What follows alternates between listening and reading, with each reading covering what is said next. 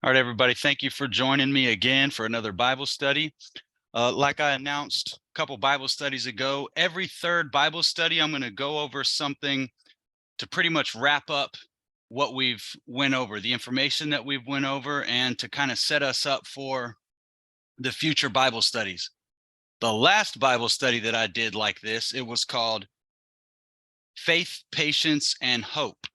You can find that on the YouTube channel whenever we get done, if you haven't seen that one yet. But so far, we went from Noah and his sons to Abraham, to Isaac, to Jacob, to Joseph, and then we did part one of Moses on the last Bible study, and we even had a little study on Job in there in the mix. So this time, for a little break off of that, we're going to talk about when God chooses you. And so I just want to say something, that from the edge of the universe, where God's work is far away from the sight of men, all the way to the sand on the beach at the edge of the earth, God knows all and can do all, and everywhere at once, every time, all the time, right on time. And no man can dictate the extent of God's power, choice, or grace. There is no limit to God's power, choice, or grace. We don't have God's understanding. Hebrews 11:6 says, without faith, it is impossible to please him. For whoever would draw near to God, there's a choice being made there, that whoever would draw near to God must believe that he exists and that he rewards those who seek him. Joshua 24:15 says, and if it's evil in your eyes to serve the Lord, choose this day who you will serve, whether the gods of your fathers that you served in the region beyond the river, or the gods of the Amorites in whose land you dwell now. But as for me and my house, we will serve the Lord. And when that is in your heart, then we can effectively discuss when God chooses you.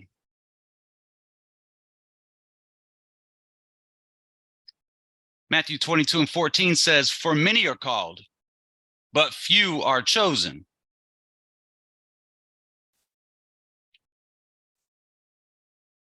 Like we like to do in this Bible study, I'm going to break down some name in Hebrew like I do on every Bible study, except this is modern Hebrew. The name breakdown will be the same thing, whether it's the modern Hebrew calligraphic style of the writing or the paleo or the ancient style of the writing.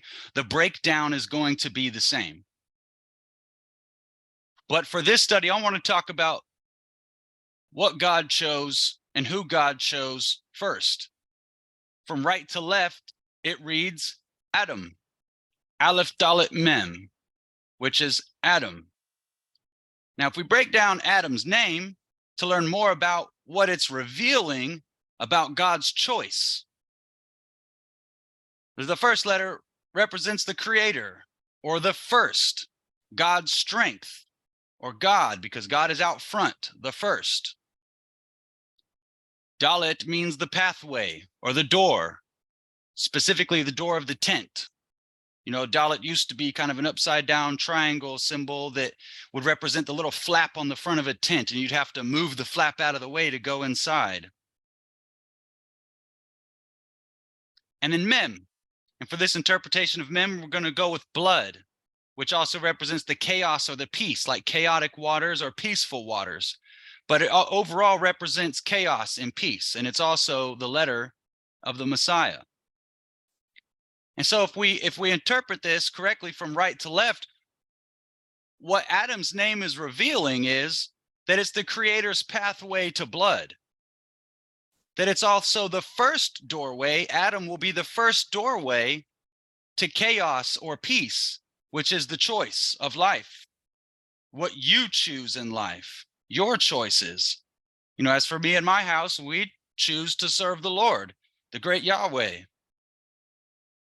And also Adam's name reveals that not only is he the first man, he's the creator's first man who will be the pathway to blood, blood in the veins, the blood in the body, a body, that he's the creator's first doorway to the Messiah. So really, Adam is the first man who is going to be the opportunity for the great creator to have presence on earth, where there is the choice of chaos and peace, to become the Messiah. And if we just slide Adam's name over a little bit and put in the fifth letter, the He, which means to behold or to reveal, then we get the word earth or dust or land, Adamah. So we have Adam, which is the man's name, but also he was taken from the earth or the dust, which is Adamah. And this is what God chose first. God chose the earth. It's roughly 96 million miles away, 147.1 kilometers away from the sun, uniquely tucked in this strange orbit around the sun to where we could have life, we could have water, we can have the first fruits of the earth that God allowed to be given up to us. God chose that for us. So now we've went from Adam. Now let's just do a quick review of everybody we've discussed so far. Noah, we went from Abraham to Isaac. Then we chose to follow the lineage of Jacob, who becomes Israel. And he has the children of Israel. And then there was Joseph, the child of Israel. And last we went over Moses. And we also had a little study on Job tucked in there. Now, these are the more obvious, more extravagant examples of what happens when God chooses you, right? God chose Jacob. God chose Joseph to be in Egypt. God chose Moses to lead him out of Egypt. God chose Adam to be the first man so it could be his doorway and his pathway to the blood. So let's talk about when God chooses you and you're not necessarily, quote unquote, one of the chosen people, or what people could debate as the chosen people. Let's talk about this Kenizzite really quick. Exodus 36 says, "And these are the names of the chiefs of Esau, according to their families and their places by their names." And it goes on to say that Chief Alva, Chief Japheth, Chief Aholibama, Chief Elah, Chief Pinon, and Chief Kenaz. It goes on to list more, but I stopped at Kenaz for a reason, because from Kenaz is where the Kenizzites come from. And that's a tribe of Esau. So Caleb was the son of Jephunneh of the Edomite tribe. He was a Kenizzite. Why is that significant? The Bible says that Jacob have I loved and Esau have I hated. And the Bible also says that Edom is Esau, that the Edomites, they are Esau, and that the Edomites are the people that God will have frustration with forever. But no man has the understanding of God or why God chooses and who God chooses. So let's talk about Caleb. How did God choose Caleb? Numbers 14 and 22 says, "Because all those men which have seen my glory and my miracles, which I did in Egypt and in the wilderness, and have tempted me now these 10 times, and have not hearkened unto my voice, surely they shall not see the land which I swear unto their fathers, neither shall any of them that provoked me see it. But my servant Caleb," does it say that dirty Edomite? No, my servant Caleb, that washed up, useless guy? No, it says my servant Caleb, because he had another spirit with him and had followed me fully. Him will I bring into the land whereinto he went, and his seed shall possess it. This is really significant because Caleb is not one of the children of Israel. And that's why God said, surely the ones who saw what I did in Egypt and in the wilderness, and yet they keep on trying me, they're not going to see the land that I swore to their fathers. As a matter of fact, I'm going to send Caleb, and he's going to have it, and his seed shall possess it, because he followed me wholly. And it says, he had another spirit with him, and he hath followed me fully. So it doesn't mean that he had a different spirit walking around with him other than God. No, he had a different spirit, a different attitude, a different mode of operating, a different spirit about him whenever he went up to survey the land of Canaan. Whenever he was sent by Moses to survey the land of Canaan with Joshua and a whole group of other people, they all came back and said, we can't take this place over. They're too big. They're too great. They're too developed. We're scared. So they had this spirit of fear. And the Bible says that was an evil report. 2 Timothy 1:7 says, for God has not given us a spirit of fear, but of power and of love and a sound mind. So that's the spirit that Caleb had with him that was contrary to the other fellows that went with him up into the land of Canaan to do reconnaissance. Caleb wouldn't have went if God didn't choose him to be there, because Caleb did not have a spirit of fear. He had the spirit of power. Even 25 years later, by the time they did go up into Canaan to fight and to take over the land, he was ready. He was an older man by that time, and he was still ready to go. He had the spirit of power and of love because he loved God. The Bible says that he served God fully. And he had a sound mind. He knew the difference between right and wrong. He knew what he should and shouldn't be doing, who he should and shouldn't be around. And he could see who God chose. He could see, oh, God has chosen these people. They're a unique people. I'm going to stick with them. Numbers 32:11 says, because they have not followed me, meaning the Israelites, wholeheartedly, not one of those who are 20 years old or more when they came up out of Egypt will see the land that I promised on oath to Abraham, Isaac, and Jacob. Not one except Caleb, the son of Jephunneh, the Kenizzite, and Joshua, the son of Nun, for they followed the Lord wholeheartedly.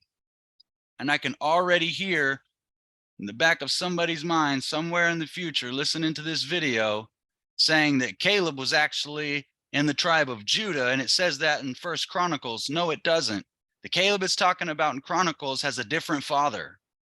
And this Caleb was allowed to be interred into the leadership of that tribe, more than likely under the house of Caleb of Hezron.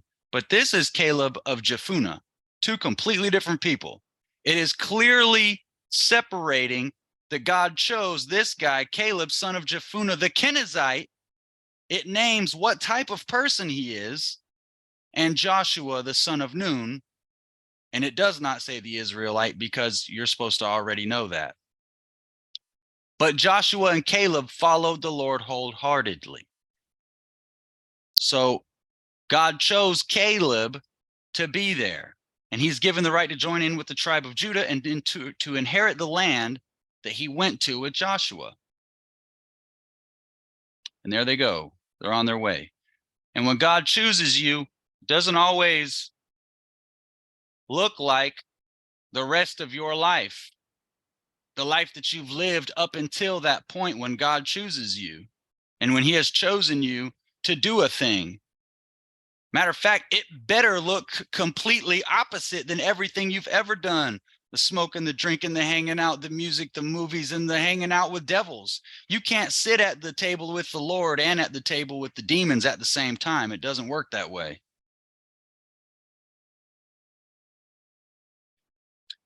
So clearly, there's a lot of people talking. There's a lot of groups. There's actually one group in specific. I've been dealing with them for over 13 years. Every time I see them, we have quite the interaction. And they have a lot of claims. there's another group who claims the exact same thing, but they claim to be the white Adamic race, and then they can go on forever saying that they're the Israelites. Then there's another group who's becoming more popular and large today that's saying they're the Israelites. And both of those groups, on the total extreme opposite end of each other, want to claim they're God's chosen people and everybody else is left out.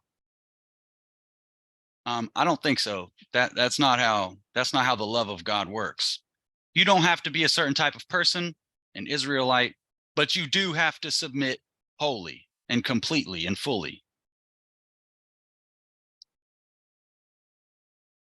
Let's go to the map really quick. On this little dot, there's Jericho. That's where Caleb and Joshua and the rest of the Israelites eventually ended up in one of the places in the land of Canaan. Here's just some archaeological finds of ancient Jericho. I like to share stuff like this on every Bible study that we do. I think around 7,000 or 8,000 BC, they claim Jericho was the biggest city on earth. I'm not sure how accurate that is, but some pretty impressive sites. And this is a little mosaic floor they put down in 1979. It says Jericho, the lowest place on earth, 1,300 feet below sea level, 10,000 years old, blessed peace from the oldest city. Pretty impressive. I'm not going to go into what happened at Jericho.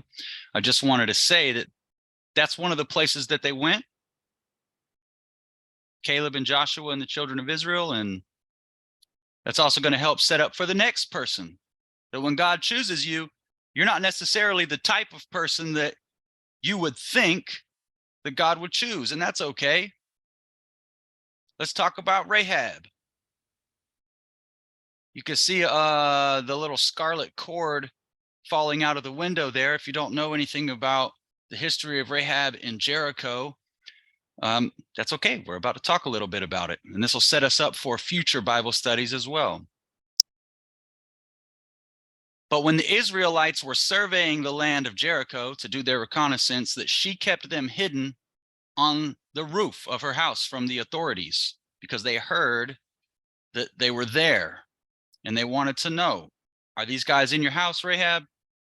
She said, no. Matter of fact, I didn't know where they were from. Some people came here, but then I watched them leave out of the gate. And if you follow them, you just might find them. And for doing that, for saving their lives, they agree to save her and her family and to deal fairly with them when they take over Jericho. So they told her, it's a life for a life. You saved our life. So when we come back to this place to turn it into a pile of rocks and to kill everybody, when we take this place over, we will spare you and your family and everything that you own. You'll be okay. Now, Rahab was a prostitute and she was a Canaanite. She was not an Israelite. She was not from the so-called chosen people, but God chose her to do this great thing.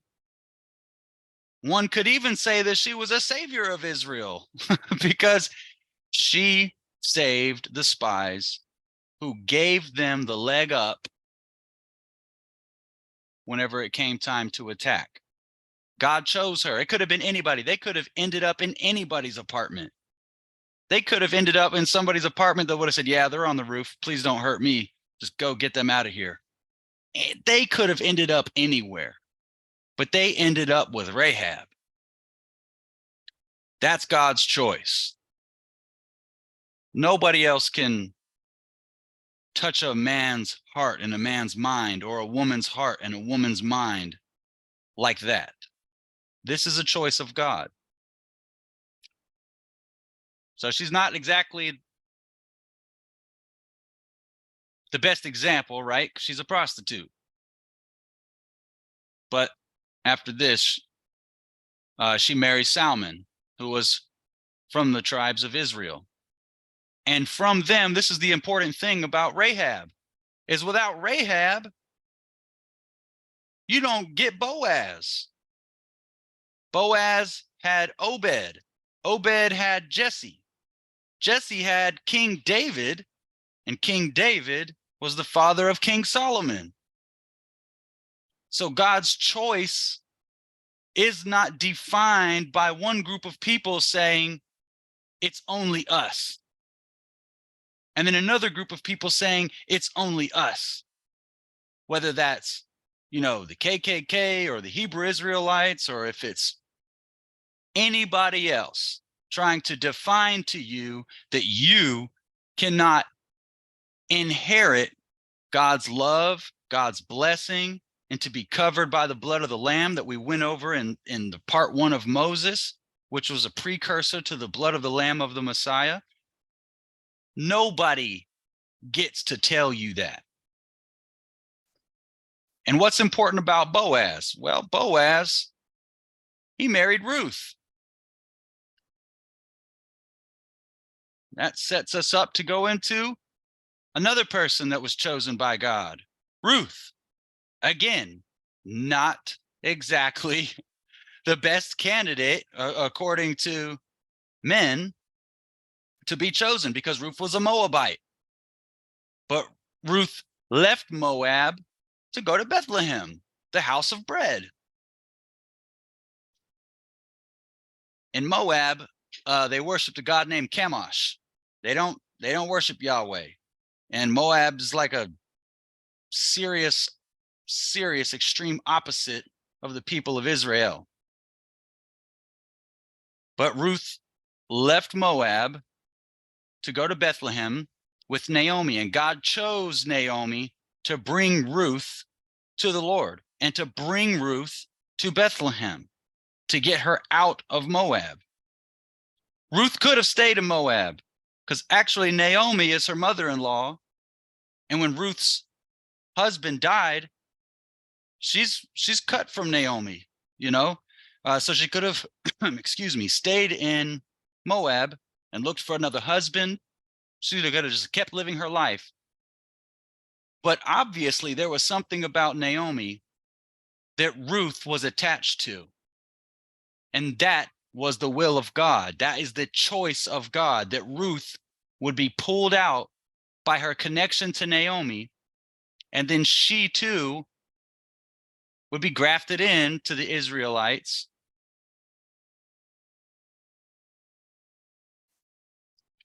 So Boaz, he actually treats Ruth according to the law, even though she is a foreigner.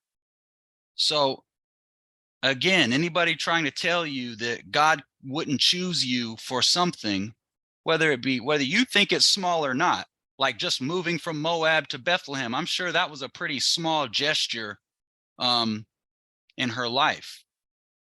But when it comes down to it, without Boaz and Ruth, you don't get King David, you don't get King Solomon, and eventually that's the vine that the branch of Jesus comes from. And then he becomes the vine, and then we become the branches. So without these people being chosen by God, none of this happens. None of it happens. So Boaz treating Ruth according to the law means that it was the law for if you owned a field and if you're making crops and you're harvesting them, but you have a certain quality of what you're harvesting that you don't keep. They called it the stays, and that's what's going to stay back in the field for somebody else to come and pick up. Well, they would put that at the edge of the field by the road so that passerbys and foreigners and the poor people and the hungry could pick it up and have something to eat. That was the law. And so Boaz treated Ruth kindly, and he treated her according to the law, even though she was a foreigner. So we need to be good stewards of what God's blessing is in our life. That whenever we do what Caleb did, and when we submit and follow God fully, We need to be good stewards of what God is blessing us with in our life after that. We can't just come to the Lord and see with a clear sign what the blessing is and that God has chosen us for this moment in life, and then receive the blessing, but then turn around and start doing whatever it is we were doing yesterday or the day before that or the month before that. Because there will be consequences. There will absolutely be consequences. We have to be good stewards of God's blessing in our life. Ruth was a good steward of that. Rahab was a good steward of God's blessing in her life. Caleb was a good steward of it. And these are unsuspecting characters. John 15:16 says, "You did not choose me, but I chose you and appointed you that you should go and bear fruit, and that your fruit should abide, so that whatever you ask the Father in my name, he may give it to you." I put it in red because in my Bible, Jesus's words are in red, so I figure why not? Speaking to his disciples, he told them, go and bear fruit. Jesus is the vine. His disciples are the branches. The branches are what bears the fruit. He's talking about the good news and the gospel. He's talking about the Torah, the writings of the prophets, and the writings of time in the history.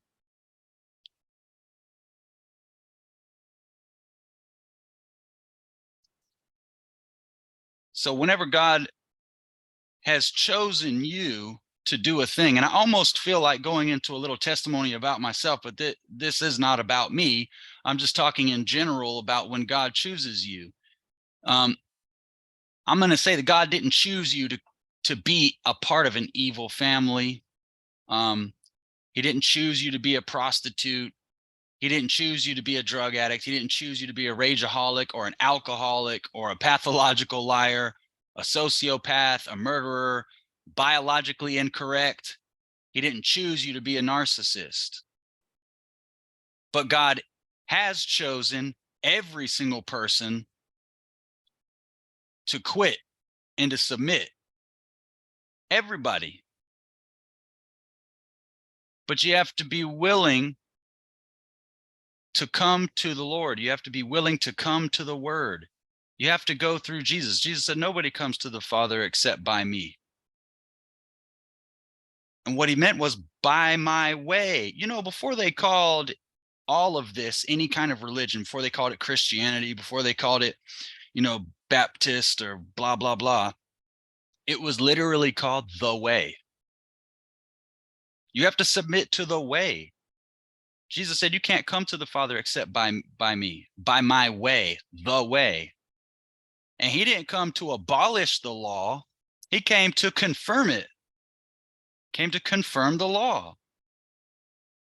And God will choose you for a thing, especially if you submit and if you choose God. But Jesus said, you didn't choose me, I chose you. So at the end of the day, it's really God's work. It's really God's work that's happening. So everybody that we've talked about in the previous Bible studies, from Noah to Abraham to Isaac to Jacob, who is Israel, and then, over to Joseph and Moses, they were all chosen. These are all people of history that were chosen to do a very specific thing, to be in a very specific place at a specific time that God chose. So you have to have your eye out in your life about when God chooses you. And when you notice it, you need to choose to submit fully, 100%.